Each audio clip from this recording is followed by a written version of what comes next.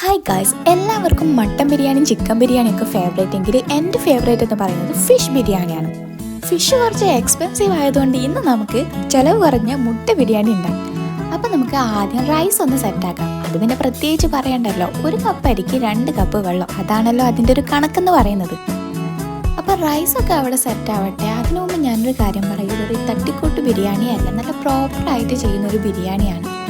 എന്നാലും മടി നമ്മുടെ കൂടപ്പിറപ്പായത് കൊണ്ടിട്ട് ഉള്ളി വഴണ്ടി വരുന്നത് വരെ ഒന്നും വെയിറ്റ് ചെയ്യാൻ പറ്റാത്തത് കൊണ്ട് കുക്കറിലിട്ടൊരു വിസിൽ അത് തന്നെ. അപ്പോൾ അപ്പയേക്ക് നമ്മുടെ റൈസ് സെറ്റായിട്ടുണ്ട്.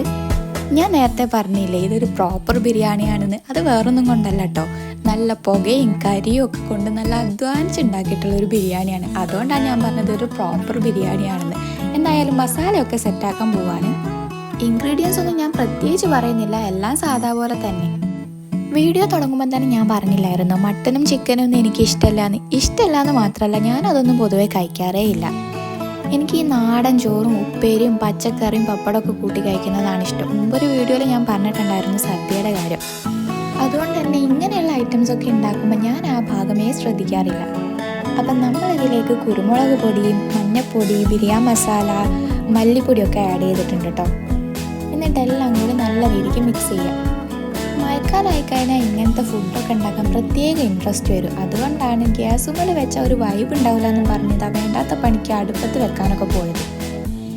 അല്ലെങ്കിൽ ഇപ്പോൾ കുക്കർ ബിരിയാണികളുടെ കാലമാണല്ലോ. രാത്രിയായ ബിരിയാണി കഴിക്കാനൊന്നും മൂടുണ്ടാവില്ല. അതുകൊണ്ടാണ് ഇന്നലെ രാത്രി ഉണ്ടാക്കാമെന്ന് പറഞ്ഞ ബിരിയാണി കയ്യും കാലും പിടിച്ച് ഇന്ന് ഉച്ചക്ക് ഉണ്ടാക്കിയത്.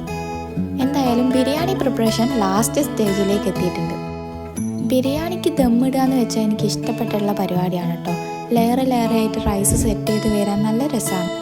മാതാശ്രീയുടെ ഒരു കോർഡിനേഷൻ ഉള്ളത് കൊണ്ടാണ് കേട്ടോ ഇത് ഇത്രയെങ്കിലും എത്തിയത്. ഇല്ലെങ്കിൽ ഇത് ഞാൻ പണ്ടേ ഇട്ടിട്ട് പോയേനെ.